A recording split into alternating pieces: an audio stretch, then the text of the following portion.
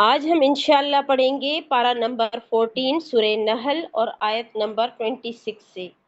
اعوذ باللہ من الشیطان الرجیم، بسم اللہ الرحمن الرحیم۔ قد مکر الذین من قبلہم فأتى الله بنيانهم من القواعد فخر عليهم السقف من فوقهم وأتاهم العذاب من حيث لا يشعرون۔ صدق اللہ العظیم۔ جزاک اللہ خیر ناصر جزائے فی الدارین۔ آمین، جزاک اللہ۔ اعوذ باللہ من الشیطان الرجیم، بسم اللہ الرحمن الرحیم۔ سبحان اللہ بحمدہ، سبحان اللہ العظیم، سبحان اللہ والحمد للہ ولا الہ الا اللہ واللہ اکبر ولا حول ولا قوة الا باللہ۔ سبحان اللہ بحمدہ عدد خلقہ رضی نفسہ زینت عرشہ مداد کلماتہ۔ ربنا آتنا فی الدنیا حسنہ وفی الآخرۃ حسنہ وقنا عذاب النار۔ رب اشرح لی صدری ویسر لی امری واحلل عقدۃ من لسانی یفقہوا قولی۔ رب زدنی علما اللہم فقہنا فی الدین۔ ہم اس آیت کا ترجمہ ہے سورہ نحل کی آیت نمبر 26۔ ان سے پہلے لوگوں نے بھی خفیہ تدبیریں کی تھیں تو اللہ نے ان کی عمارت کو بنیادوں سے اکھاڑ دیا تھا اور چھتیں ان کے اوپر گر پڑی تھیں اور انہیں معلوم بھی نہ ہوا کہ عذاب کہاں سے آ گیا ہے۔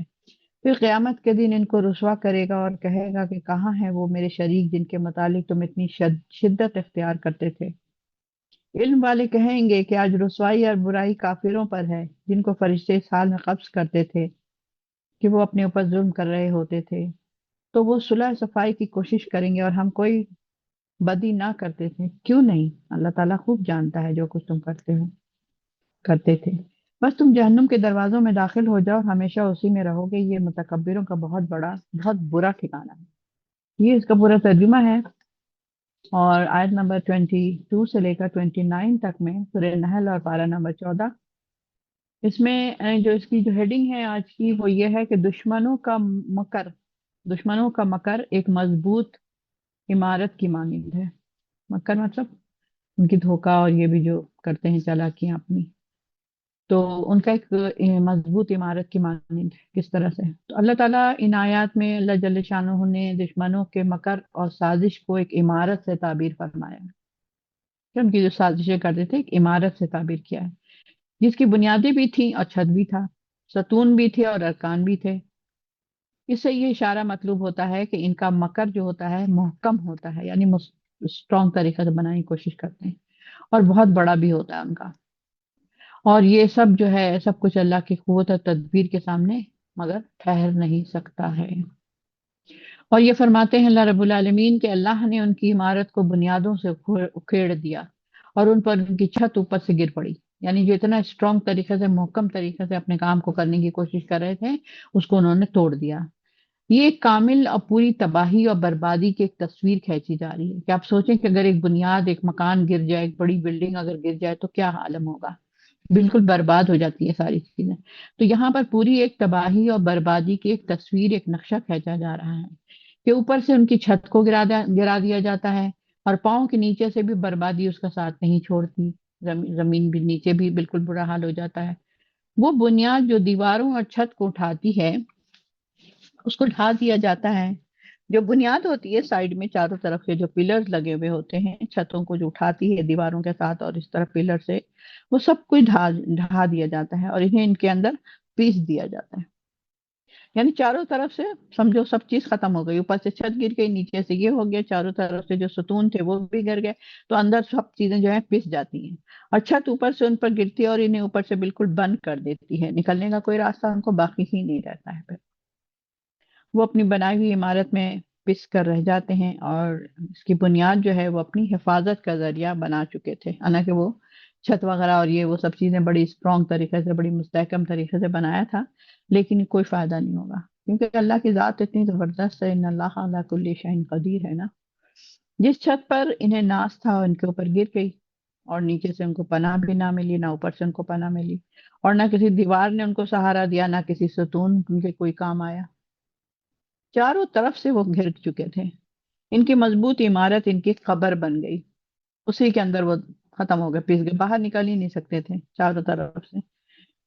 تو یہاں پر مضبوط عمارت جو تھی وہ حفاظت کا سامان نہیں بلکہ موت اور بربادی کا ذریعہ بن گئی۔ تم نے سمجھا تھا کہ بڑی میں حفاظت کے طور پہ میں نے اتنی زبردست اسٹرانگ قسم کی چھت بناؤں گا اور ہر طرف سے زبردست قسم کے پیلر لگاؤں گا اور یہ اور وہ، لیکن تم مقابلہ کس سے کر رہے ہو؟ یہ تو دیکھو، کسی انسان سے کرتے تو شاید بات بھی بن جاتی، لیکن تم مقابلہ کر رہے ہو اللہ رب العالمین کے ساتھ۔ کیا بے وقوفی اور احمقانہ باتیں ہیں۔ تو یہاں پر، اور یہ وہ سب سامان حفاظت جس پر ان کو ناز تھا، مگر وقت پر کام کے بجائے الٹا ان کی بربادی اور موت کا ذریعہ بن گیا۔ انسان کس قدر غافل ہے، اب سب لوگ سوچیں، اپنے بارے میں بھی سوچیں، انسان کس قدر غافل ہے کہ وہ اپنے بنائے ہوئے جال میں خود ہی پھنس جاتا ہے، خود ہی چن لیتے ہیں، خود ہی سوچ لیتے ہیں اگر اگر ہم اللہ کے اس پر نہیں چلیں گے تو کیا ہو جائے گا، کچھ نہیں ہوگا، ہوتا بھی نہیں ہے کچھ، روزانہ ہم تو جیتے ہیں، خوش خوش رہتے ہیں، کھاتے ہیں پیتے ہیں، کیا ہوا تھا، کچھ بھی نہیں ہوا آج۔ اللہ کی تو ہم نے اتنی نافرمانی کی، بے پردہ رہے، سودی نظام چلایا، یتیموں کا مال کھایا، کہیں زنا کر لیا، کہیں کوئی اور کچھ غلط شراب پی لیا، کچھ اور کر لیا، کیا ہوا، کچھ بھی نہیں ہوا۔ تو کیا ہے، انسان جو ہے کیا سمجھتا ہے کہ بس وہ جو ہے وہ ہو جائے گا، اور جال میں اپنے بنائے ہوئے جال میں خود ہی پھنس جاتا ہے۔ آج نہیں ہوگا، کل نہیں ہوگا، پرسوں نہیں ہوگا، لیکن کبھی نہ کبھی تو ہوگا، اور اگر دنیا میں بھی اگر فرض کرو نہیں بھی ہوگا تو بھی ایک دن تو ہے نا جزا اور سزا کا، اس دن تو ہونا ہی ہونا ہے، کیونکہ اللہ پر ایمان تو ہے، ہمارا عقیدہ تو مضبوط ہے۔ یہ تھا ان کی سازش اور خفیہ تدبیر کا انجام کہ وہ اپنے جال میں خود ہی پھنس جاتے ہیں۔ زندگی لینے چل رہے تھے مگر موت سے آمنا سامنا ہو گیا، عیش و عشرت مطلوب تھی مگر ہلاکت اور تباہی مقدر بن جاتی ہے۔ سامان حفاظت کے خول میں بند ہو کر اپنے آپ کو ہر بلا سے محفوظ سمجھ بیٹھتے ہیں کہ ہر طرح سے ہم محفوظ ہو گئے، مگر جب بربادی کا وقت آتا ہے تو ہر تدبیر ناکام ہو کر رہ جاتی ہے۔ ایسا ہو جاتا ہے کہ انسان حیران ہو جاتا ہے کہ ہم نے تو اپنی طرف سے ہر طرح کا صحیح سسٹم کیا تھا، یہ ہوا کیا، کیا ہو گیا؟ پھر آخر میں ہم کہتے ہیں کسی کی نظر لگ گئی، کسی نے جادو کر دیا، کسی کا کچھ مسئلہ ہو گیا، کسی نے کچھ کر دیا ہمارے گھر پہ، پھر ہم الٹی سیدھی تعویلیں جو ہے نا نکالنا شروع کر دیتے ہیں اپنے آپ کو مطمئن کرنے کے لیے۔ تو تباہی کا یہ منظر جو تھا وہ قریش سے پہلے بھی زبان و مکان کی پابندی کے بغیر پیش آتا رہا، اور بعد میں بھی اسی کا جا بجا اور وقتاً فوقتاً ظہور ہوتا رہا، یعنی صرف ان کے قریش کے وقت میں بھی نہیں تھا، اس سے پہلے بھی تھا، اس کے بعد بھی تھا۔ اللہ کی دعوت اپنی راہ پہ چلتی رہی۔ اب دیکھا جائے، جس کو دعوت دینی ہے وہ اپنا کام کرتا رہے گا، اللہ کی دعوت جو ہے نا اپنی راہ پہ چلتی رہے گی۔ گو سازش کرنے والوں نے ہمیشہ اس کے خلاف مکر اور فریب اور تدبیر کے حربے ہمیشہ آزماتے رہتے ہیں، لیکن جو لوگ مکر ہوتے ہیں، سازشیں کرنے والے ہوتے ہیں، اسلام کو نہیں لانا چاہتے ہیں، اسلام کا بول بالا نہیں آئے، اسلام کا قانون نہیں آئے، اس ملک پاکستان میں اسلام کا قانون نظر نہیں آئے، تو پھر وہ کیا کرتے ہیں، وہ اپنی خفیہ تدبیریں، فریب، دھوکے بازیاں، جھوٹ، ممنی، اس طرح کی جو گندگی جتنی ہو سکتی ہے وہ اس چیز کو گندگی میں کو لے کر آ جاتے ہیں۔ ہر زمانے کے سازشی، مکار اور خفیہ تدبیر کرنے والوں کا یہی انجام ہوتا رہا ہے، لیکن اللہ تعالیٰ اس کا انجام خراب کرے گا، اور قریش کا بھی یہی ہوا تھا، قریش کا بھی یہی ہوا تھا، یہ تھا ان کے دنیاوی انجام جو دنیا میں۔ اب ان کا کیا ہے اخروی انجام سنیے۔ اب اخروی انجام ہم دیکھیں گے کیا ہے۔ ابھی جو ہم نے پڑھا اس کی ہیڈنگ تھی دشمنوں کو مکر کا ایک مضبوط عمارت کی مانند تھا، ان کا جو مکر، انہوں نے فریب، انہوں نے دھوکہ بازی سوچتے تھے، وہ اپنی عمارت کی طرح انہوں نے بنا لیا تھا کہ ہمیں کچھ نہیں ہوگا، ہم ایسے ہم ایسے ہم ایسے۔ اب ان کا اخروبی انجام دیکھیے، یہ دنیا میں اللہ تعالیٰ نے ان کا انجام دکھا دیا کہ ان کی عمارت گر گئی، ان کی چھت گر گئی، ان کے ستون گر گئے، ان کے چاروں طرف سے دیوار گر گئی، اور وہی گھر ان کا قبر بن گیا، وہاں سے باہر بھی نہیں نکل سکے۔ اس سے بہت بہت بہت زیادہ اس سے پیاری بہنوں ہم لوگوں کو سبق ملتا ہے۔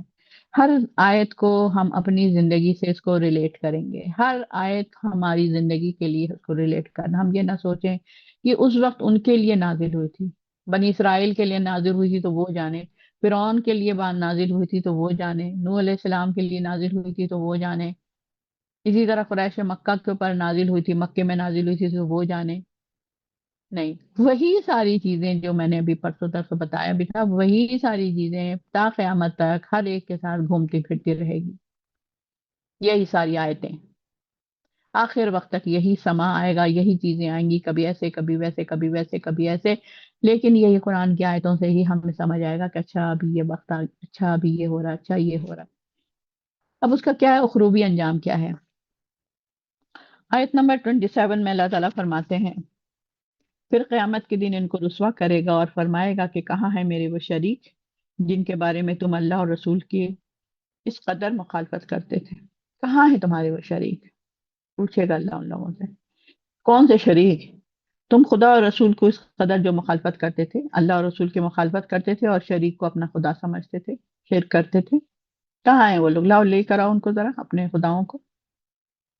یہ قیامت کے منظر میں سے ایک منظر ہوگا جس میں ان منکرین، انکار کرنے والے، خفیہ تدابیر کرنے والے، سازش کرنے والے کی ذلت اور رسوائی کا حال یہاں پر بیان کیا جا رہا ہے۔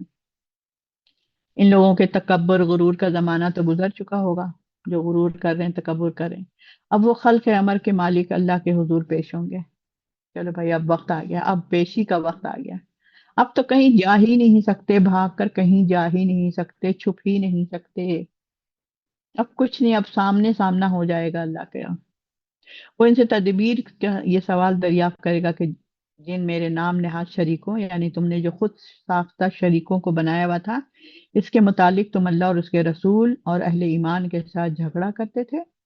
اللہ، اس کے رسول اور اہل ایمان کے ساتھ بھی جھگڑا کرتے تھے۔ اب تو دیکھیے ہم سمجھیں گے کہ اب تو رسول نہیں ہے، لیکن اللہ تو ہے نا، اللہ تو پہلے بھی تھا، رسول کو اللہ تعالیٰ تو نظر نہیں آئے تھے، یا لوگوں کو تو اللہ تعالیٰ نظر نہیں آتا تھا، اس کی کائنات سے پہچانو، اس کے آفاق سے پہچانو، یہ ساری چیزیں۔ تو اسی طرح آج بھی ہمارے سامنے بھی، ہمیں تو اب اللہ بھی نظر نہیں آ رہا اور رسول بھی نظر نہیں آ رہا ہے، ٹھیک ہے، لیکن ہمارا ایمان ہے کہ اللہ کے رسول آئے تھے دنیا میں اور ان کے ساتھ ساری چیزیں ہمیں پتہ ہے، وہی نازل ہوئی تھی، ان کے اتنے بچے تھے، ان کا کیا کیا ہوا تھا، ان کے والد نہیں تھے، ان کی والدہ جلدی چلی گئی تھی، یہ ساری کہانی ان کی جو ہے نا، ہم لوگوں کو ان کے بارے میں سب کچھ پتا، ان کا سوانح حیات۔ تو ابھی دیکھا جائے تو تم یہاں پہ جو بات ہو رہی کہ تم اللہ اور رسول اور اہل ایمان کے ساتھ جھگڑتے تھے، تو آج ہمارے پاس اللہ اور رسول، ہمیں اللہ تو ہے جیسے رسول صلی اللہ علیہ وسلم کے پاس تھے، اسی طرح رسول بھی ہمیں نظر نہیں آ رہا ہے، لیکن اہل ایمان کے ساتھ تم جھگڑتے تھے۔ جب لوگوں کو نبی صلی اللہ علیہ وسلم نے ایمان دے کر اپنا ساتھی بنا لیا تھا، یعنی کہ صحابہ تیار کر لیے تھے، ایک گروپ تیار کر لیا تھا، ایک جتھا تیار کر لیا تھا، کون سا جتھا تھا؟ ایمان والوں کا، ان کے ساتھ تم جھگڑا کر رہے ہو۔ ایمان والوں کے ساتھ بھی تم الگ الگ جھگڑا کرتے ہو، نبی کے ساتھ بھی تم جھگڑا کرتے ہو، اللہ کی آیات کے ساتھ بھی تم جھگڑا کرتے ہو۔ اب اللہ کی آیت کے ساتھ جھگڑا کیسے؟ کیونکہ اللہ تعالیٰ کی آیت جب نبی صلی اللہ علیہ وسلم بتاتے تھے تو وہ آیت کو مانتے نہیں تھے، جھٹلا دیا کرتے تھے۔ تو جھٹلانا کیا ہے؟ وہ اللہ کی آیت تو اللہ ہی ہے نا، اللہ ہی نے بتایا ہے نا یہ چیزیں، تو ہم لوگ تو نہیں اس سے تکذیب کرتے ہیں، جھٹلاتے ہیں کہ ہم اللہ کی آیت کو نہیں مانتے، نہیں، ہم بالکل مانتے ہیں، لیکن ہم عمل ذرا کم کم کرتے ہیں، وہ ایک الگ بات ہے، لیکن اللہ کو تو ہم مانتے ہیں۔ اللہ اور رسول اور اہل ایمان کے ساتھ تم جھگڑا کرتے تھے اور اظہار عداوت کرتے تھے، ہاں عداوت، اور اہل توحید جو تھے ایمان کے ساتھ تم جھگڑا کرتے تھے، اور میرے ساتھ شریک آج کہاں ہے تمہارے؟ اللہ تعالیٰ کہہ رہا ہے آج میرے ساتھ تم شریک کرتے تھے نا لوگوں کو، کسی اور کو اللہ بنایا ہوا تھا، کہاں ہے آج وہ؟ ذرا ان کو سامنے تو لاؤ تاکہ ان سے میں سوال کروں کہ انہیں کس نے میرا شریک بنایا تھا۔ اب کیا ہے؟ اب ظاہر ہے کہ سوال کے ان مشرکوں کے پاس تو کوئی جواب نہیں تھا، تو پھر کیا ہوا؟ نتیجہ اس کے خلاف ہوا کہ ملائکہ اور ایمان والوں کی زبانیں کھلیں گی، ان کے خلاف ملائکہ اور ایمان والوں کی زبانیں کھلیں گی، جن کو اللہ تعالیٰ نے اس دن بولنے اور گفتگو کرنے کی اجازت دے گا۔ اللہ تعالیٰ پوچھے گا، ہاں بھائی ایمان والے بتاؤ کیا کر رہے ہیں یہ، ملائکہ آپ بتائیے، تو وہاں پر یہ بات ہے کہ اللہ تعالیٰ ان کو اندر گویائی دے گا اور وہ اس پر گفتگو کریں گے، وہ کہیں گے کہ آج رسوائی اور برائی کافروں کے نصیب میں ہے، کہیں گے علم والے کہ آج کے دن رسوائی اور برائی کافروں پر ہے۔ آیت نمبر 27 میں ہے کہ آج کے دن رسوائی اور برائی کس کے لیے ہے؟ کافروں پر ہے۔ کافر کون ہے؟ جو انکار کرنے والے کو۔ یہ ہمیشہ قرآن کی اس الفاظ کو یاد رکھیے گا کہ کافر تو ایک تو وہ ہیں کافر جو اللہ پر ایمان نہیں لاتے ہیں، اور جو لوگ انکار کرتے ہیں اللہ کے ساتھ، اللہ کی آیاتوں کا انکار کرتے ہیں، اس کو عملی جامہ نہیں پہناتے ہیں، تو وہ سمجھو انکار کرنے کو بھی یہی کہا جاتا ہے، کفر کرنا۔ اور پھر وہ بتلائیں گے کہ ذلت اور رسوائی کا پیکر میں آج کون ہے، جن کو فرشتے اس حالت میں قبض کرتے تھے کہ وہ اپنے اوپر ظلم کرنے والے ہوتے تھے۔ آیت نمبر 28 میں یہاں پہ بتایا جا رہا ہے کہ یہاں ان کی موت کے وقت کا نظارہ پیش کیا گیا ہے کہ وہ جو لوگ ایمان اور یقین سے محروم تھے کسی کا کیا نقصان کرتے، خود اپنا ہی نقصان کر رہے تھے۔ کسی کا انسان کیا نقصان کرے گا؟ اپنا ہی نقصان کریں گے نا۔ اگر میں نماز نہ پڑھوں تو میں اپنا نقصان کروں گی نا، یا میں جو بھی اللہ کی آیتوں کا انکار کروں یعنی کہ اس پر عمل نہیں کروں گی تو کون میرے بدلے میری بہن کو تو نہیں سزا ملے گی نا، میری بہن میرے بھائی کو تو نہیں ملے گی، میرے شوہر کو تو نہیں ملے گی۔ تم نے کیا تھا بھائی، تم جانو، تمہارا کام جانو، تمہارا عمال نامہ تمہارے ہاتھ میں ہوگا، بھائی کا اور بہن کا عمال نامہ ان کے اپنے ہاتھ میں ہوگا، تو اس میں کسی کا کوئی نقصان نہیں ہوگا بلکہ اپنا ہی سراسر نقصان ہوگا۔ اپنے آپ کو ضلالت کی راہ میں یعنی جہنم کی راہ میں ڈال دیتے تھے۔ اپنے آپ کو کیوں ذلیل کیا تھا تم نے؟ کیوں نہیں میری بات مانی تھی؟ اللہ تعالیٰ کا اس وقت ان کا فریب جو ہے، جھوٹ جو ہے، تکبر ہے، سب ختم ہو جائے گا۔ اب تو ٹائم بھی نہیں ہے نا، اب کس کو دھوکہ دو گے؟ اب کس کو جھوٹ بولو گے؟ کس کے ساتھ فریب کرو گے؟ کس کے ساتھ تکبر کرو گے؟ اب تو وہ دن آ گیا آخرت کا۔ اور صلح صفائی کی باتیں کرتے تھے، پھر وہ صلح صفائی پیش کریں گے اور ہم تو کوئی برائی نہیں کرتے تھے، وہ کیا کہیں گے؟ وہ جو دشمن ہیں، وہ جو اللہ کے نافرمان لوگ ہوں گے، وہ کافر ہوں گے، وہ کہیں گے ہم تو کوئی برائی نہیں کرتے تھے، ہم تو صلح صفائی کرتے تھے، ہم نے کب یہ سب کام کیا؟ آیت نمبر 28 میں یعنی کہ وہ اکثر جو ہے نا رسول اور ایمانداروں کے سامنے، ایمان والوں کے سامنے تکبر کر رہے تھے، اور ان کے موت کے وقت ان کی حالت جب آتی ہے تو سارا تکبر جو ہے نا سب ختم ہو جاتا ہے، رفع چکر ہو جاتا ہے۔ جواب یہ ہوگا کہ کیوں نہیں، تم جو کچھ کرتے تھے اللہ تعالیٰ اس کو خوب جانتا تھا۔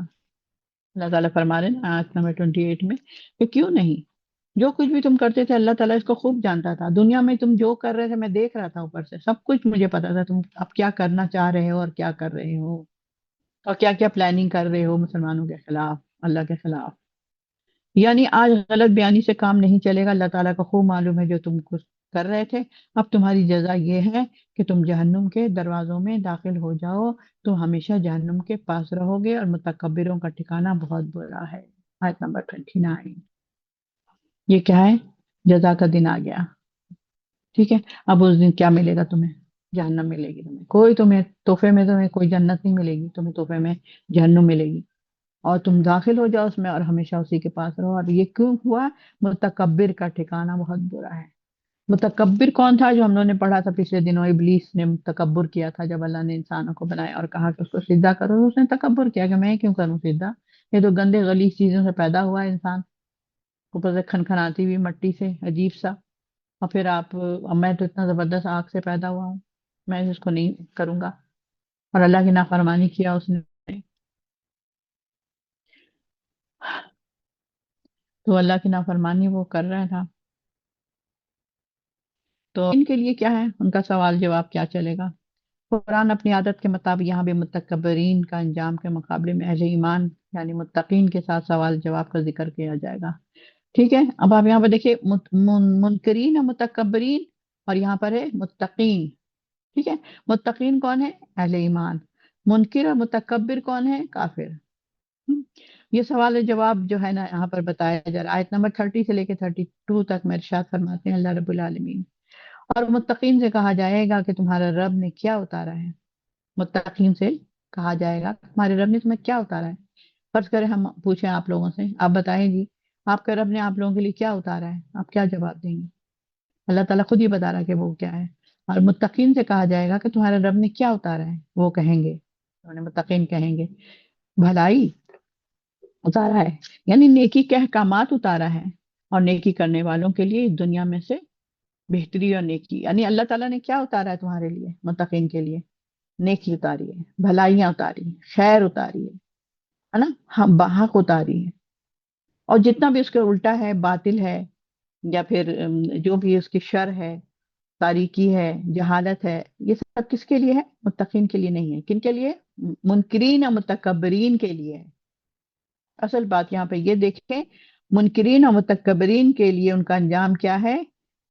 کہ وہ ان کو جہنم میں ہے۔ اور متقین کا کام کیا ہے؟ جب اللہ تعالیٰ نے کہا کہ متقین سے کہا جائے گا کہ تمہارے رب نے کیا اتارا ہے، تو وہ کہیں گے کہ بھلائی اتاری ہے اللہ نے ہمارے لیے، اور بالکل صحیح بات ہے، بھلائی، ہر چیز میں بھلائی، اللہ بھلائی کو پسند کرتا ہے، اللہ ہر چیز اچھی، جیسے کہتے ہیں نا ایک انسان ہے بہت خوشبو پسند کرتا ہے، صفائی پسند کرتا ہے، اچھے رنگ پسند کرتا ہے، خوش رہنا پسند کرتا ہے، اچھے کمرہ ہو، اچھے بستر ہو، اچھے باغ ہو، اچھی چیزیں ہوں، اچھا کھانا ہو، کوئی گندگی، کوئی سڑی ہوئی چیزیں، کوئی خراب کچھ بھی ایسی چیزیں اللہ پسند نہیں کرتا ہے۔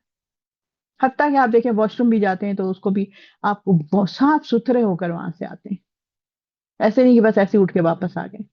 وہاں پر بھی اللہ تعالیٰ نے مطلب ہمارے لیے ایک سسٹم بنایا ہے کہ صفائی کو اس طرح صفائی، تو اللہ کیا چیز ہے، اللہ نیکی کرنے والا ہے، اللہ بھلائی کرتا ہے لوگوں کے اوپر، اور اس کے بعد اتاری، اور نیکی کرنے والوں کے لیے دنیا میں بھی بہتری ہوگی، بہتری اور نیکی ہے، اور آخرت کا گھر بھی بہتر ہوگا، دونوں جگہ پہ۔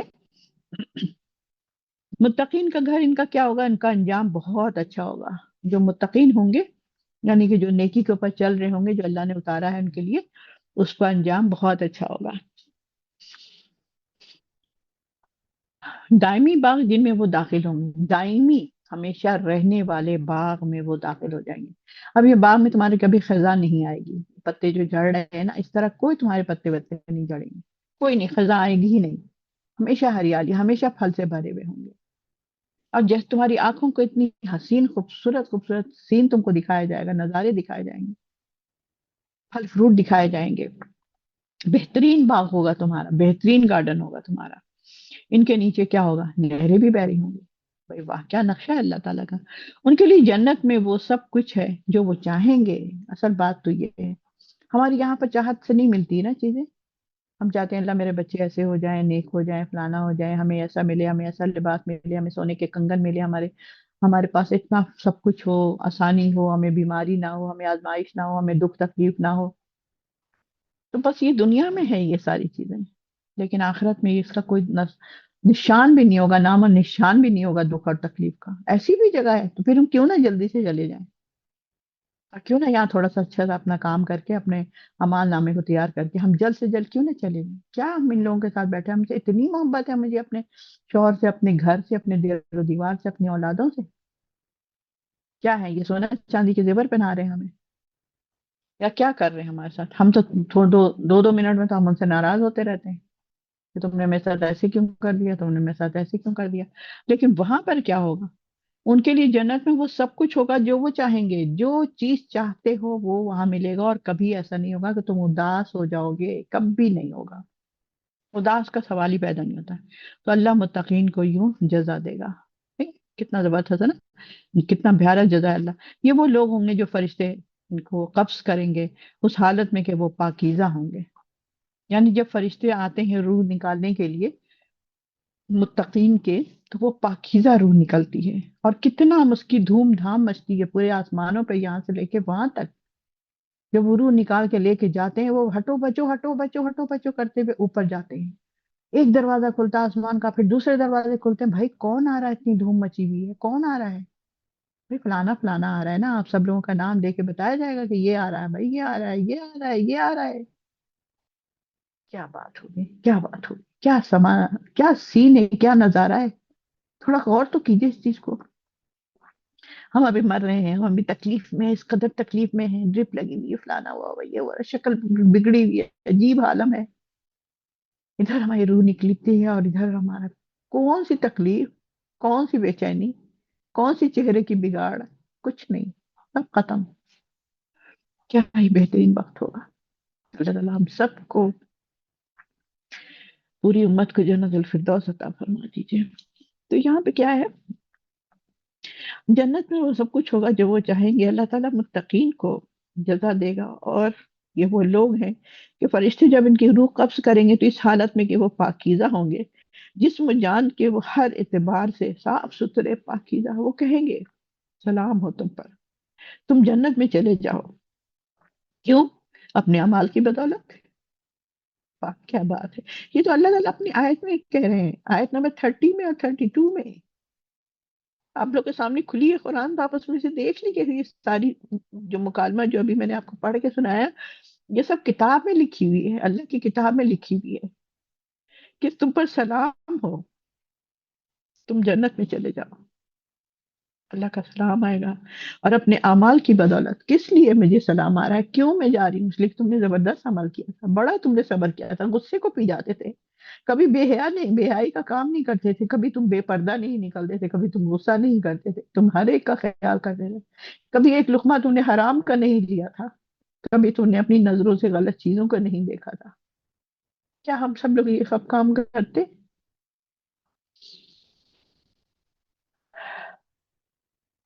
خیر کیا ہے؟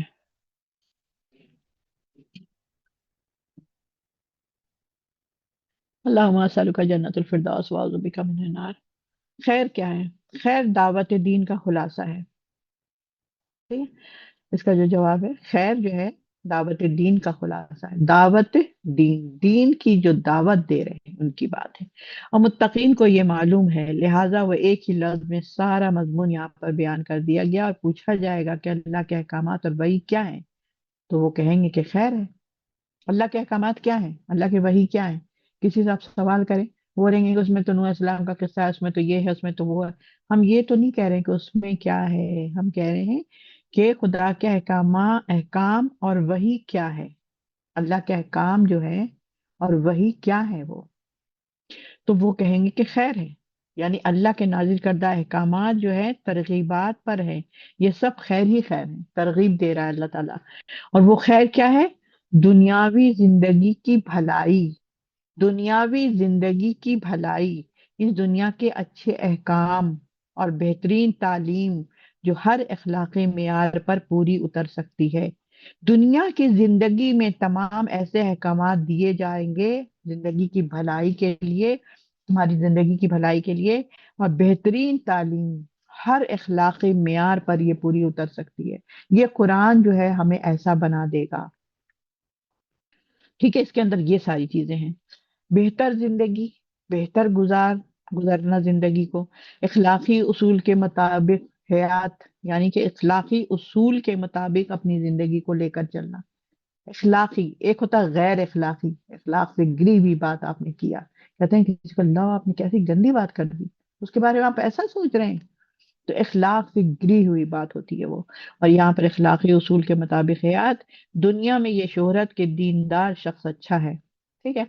دیندار بھی ہو اسے اچھا کہتے ہیں، جو لوگ دیندار ہوں گے خود بخود لوگ کہیں گے کہ یہ دیندار ہے، جو بدماش ہوں گے خود بخود کہیں گے اف اللہ، اس سے اللہ بچائے، ایسا دھوکے باز ہے، ایسا جھوٹ بولتا ہے، ایسی قسمیں کھاتا ہے، اللہ کی پناہ ہے۔ لیکن جو لوگ جو ہیں دیندار ہوتے ہیں وہ اچھے انسان ہوتے ہیں، دنیا دار اسے اچھا کہتے ہیں، سب کہتے ہیں کہ بھائی یہ بڑا اچھا انسان ہے۔ اب ہم لوگ میں سے جو بھی دنیا سے چلا جائے کہ نیک انسان کی جو زندگی ہوگی وہ کیا ہوگی؟ اچھا یہ شہرت کیا ہوگی؟ دیندار شخص اچھا تھا، دنیا دار سے اچھا کہتے تھے، کیونکہ نیکی ضائع نہیں ہوتی ہے، نیکیاں جو بھی کیا ہے ہم نے وہ ضائع نہیں ہوگی، جبکہ اللہ تعالیٰ قرآن میں کیا فرماتے ہیں ایک جگہ پر، مثقال ذرۃ خیر یرا مثقال ذرۃ شر یرا، جس نے ذرہ برابر بھی نیکی کرے گا وہ اسے دیکھ لے گا، نیکی ضائع نہیں ہوتی ہے۔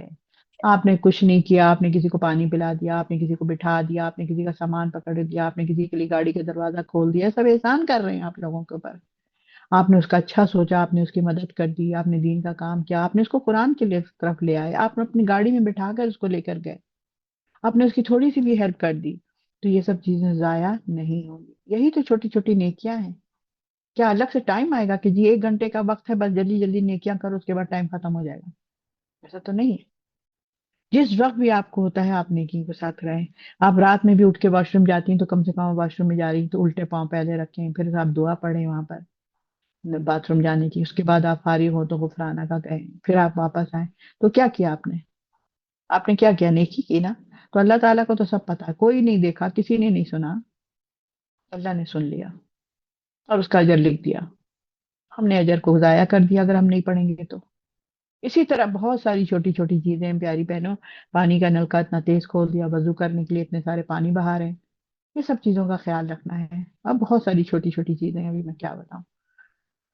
تو یہاں پر کیا ہے، کیونکہ نیکی ضائع نہیں ہوتی ہے، نیک انسان کی زندگی عیش و عشرت کے بجائے کیا ہوتی ہے؟ سادگی، سکون، اطمینان قلب اور اخلاقی اصول کے مطابق گزرتی ہے، ٹھیک ہے نا؟ یہ کون لوگوں کے لیے؟ نیک انسانوں کے لیے، نیک انسانوں کے لیے کیا ہوتا ہے؟ ان کی زندگی میں سادگی ہوتی ہے، سادے طریقے سے رہنے کی کوشش کرتے ہیں، سادہ کھانا کھاتے ہیں، سادے لباس پہنتے ہیں، سکون اور اطمینان قلب، یہ بہت بڑی بات ہے۔ اتنی بڑی بڑی چیزیں ہوتی ہیں، لوگ کہتے ہیں بھائی آپ تو یہ، آپ تو وہ، بہت سے لوگ پریشان ہو گئے۔ بھائی اگر جس کو اللہ سے جڑا ہوا تو کہتے ہیں کوئی مسئلہ نہیں یار، اللہ تعالیٰ آج دیا تو کل ختم بھی کر دے گا، ہم اللہ ہے نا ہمارے ساتھ، ہم دعا مانگیں گے اس سے۔ اور اتنی بے چینی ہوتی بھی نہیں اس بندے کو، اصل بات یہ ہے کہ اطمینان قلب ہوتا ہے اس کے اندر، وہ گھبراہٹ، وہ بے چینی نہیں ہوتی ہے جو عام لوگوں کو ہوتی ہے، اور اخلاقی اصول کے مطابق ان کی گزرتی ہے، یہی چیز خیر کہلاتی ہے۔ اور جہاں تک آخرت کے انجام کا تعلق ہے تو وہ تو اللہ اور اس کے رسول کا وعدہ ہے کہ وہاں جو ہے دائم کی بہترین زندگی سے ہے، جو ملے گا جو مانگیں گے وہ مل جائے گا، کوئی غم علم نہ ہوگا آخرت میں، کوئی ہر الجھن اور ہر خدشے سے ہم پاک صاف زندگی ہوگی، اور حقیقت زندگی ہی ہے جو اس کی قسم کی ہوگی۔ یہ یعنی کہ یہ پورا ہم نے کیا بتایا، خیر کیا ہے نا۔ بھلے متقین کا بھی اس سے بھی سوال تھا، اور ان کے لیے بھی تھا کہ ان کی جو عمارت گر جائے گی، ان کا انہوں نے کیا کیا شرک والوں کا، متقین کے لیے یہ تھا، اور پھر خیر کیا ہے، اب یہ میں نے سارا کچھ آپ کو بتا دیا۔ اب ہم تھوڑا سا آگے چلتے ہیں کہ متقین کا وقت آخر، متقین کا وقت آخر کیا ہے یہ؟ آیت نمبر 28 سے 29 میں اللہ تعالیٰ فرماتے ہیں کہ یہاں پر انجام ان کا ہے، اور آیت نمبر 32 میں متقین کا اس دنیا میں آخری وقت، اور پھر ان کے لیے آخرت میں داخول یعنی جنت کا حکم ہوگا، پیش کیا جائے گا۔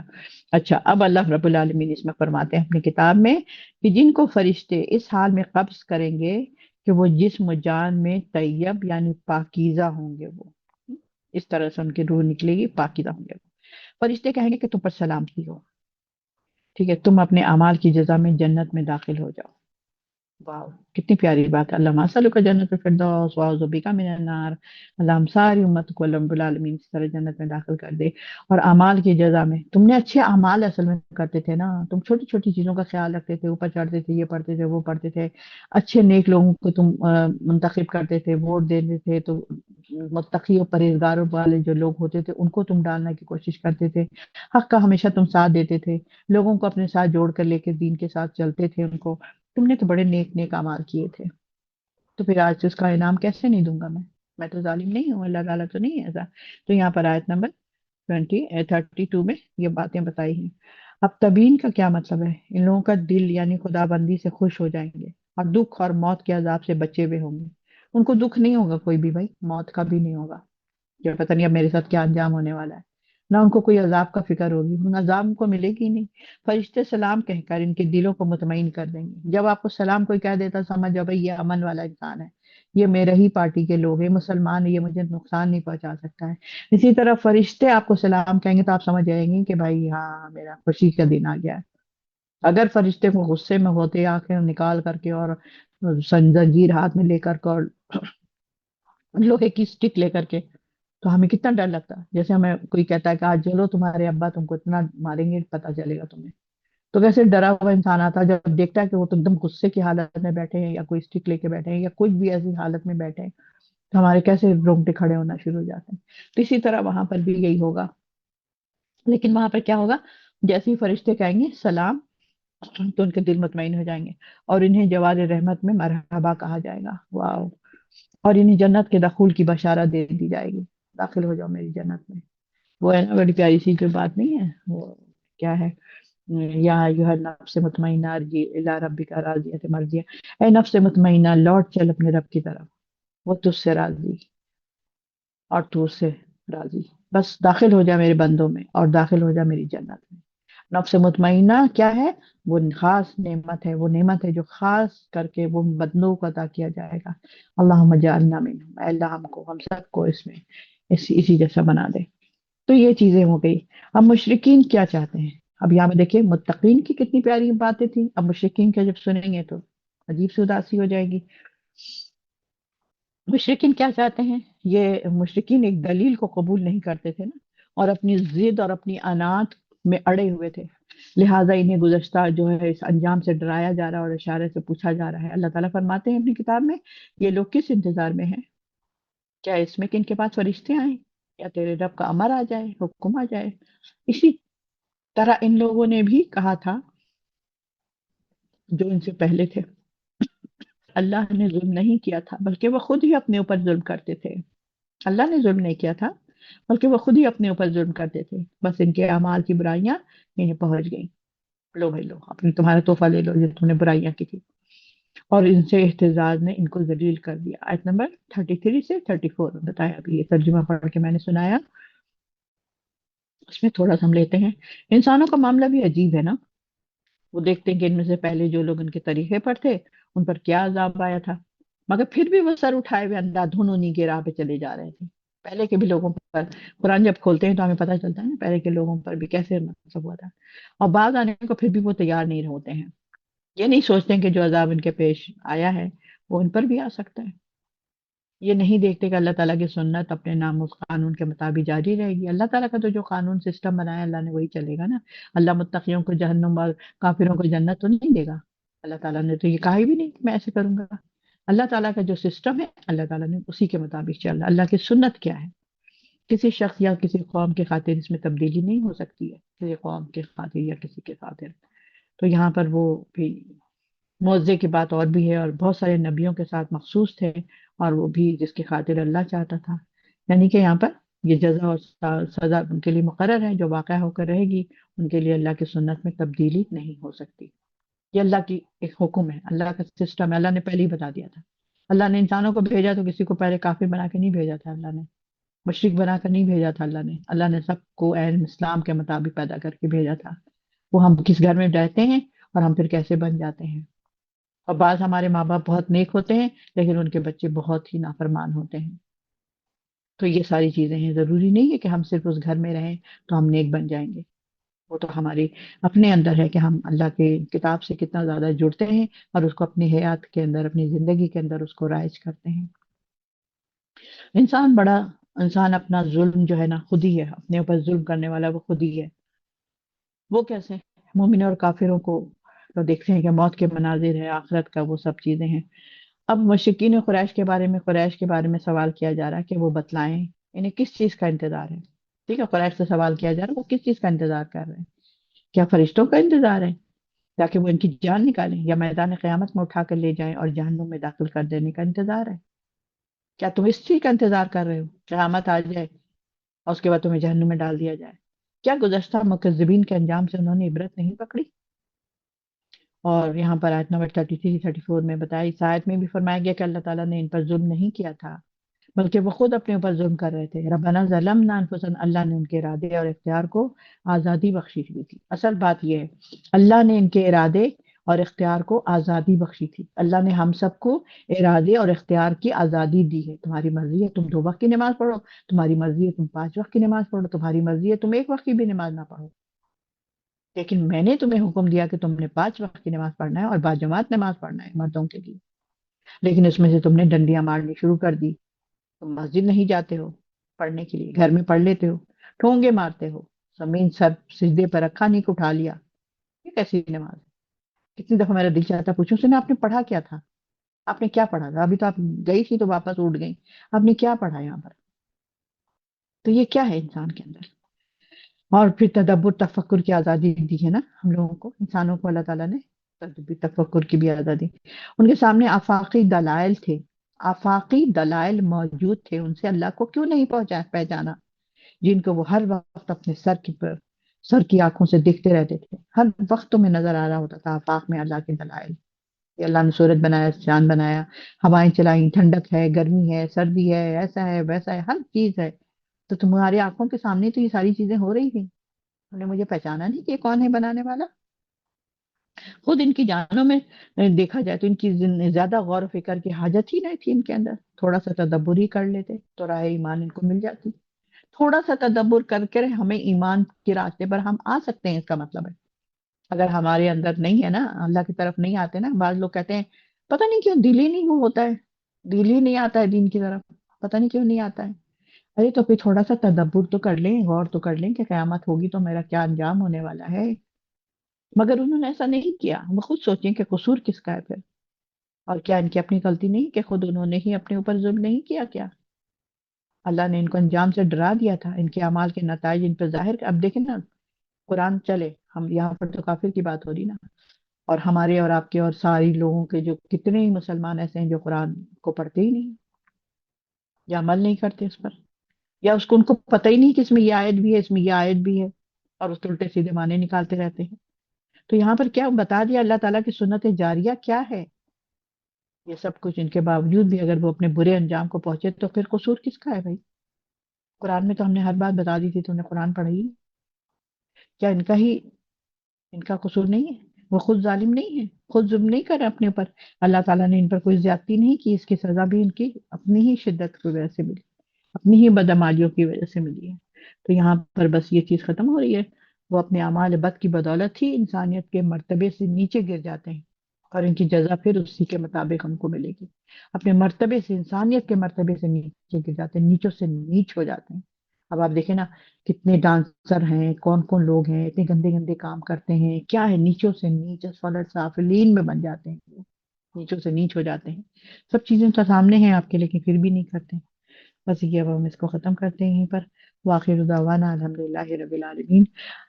اللهم اسألك جنة الفردوس واعوذ بك من النار، ربنا آتنا في الدنيا حسنة وفي الآخرة حسنة وقنا عذاب النار، اللهم أرنا الحق حقا وارزقنا اتباعه وأرنا الباطل باطلا وارزقنا اجتنابه، رب ارحمهما كما ربياني صغيرا، رب اغفر وارحم وأنت خير الراحمين، سبحانك اللهم وبحمدك نشهد أن لا إله إلا أنت نستغفرك ونتوب إليك، سبحان الله والحمد لله ولا إله إلا الله والله أكبر، ربنا تقبل منا، السلام علیکم ورحمۃ اللہ وبرکاتہ۔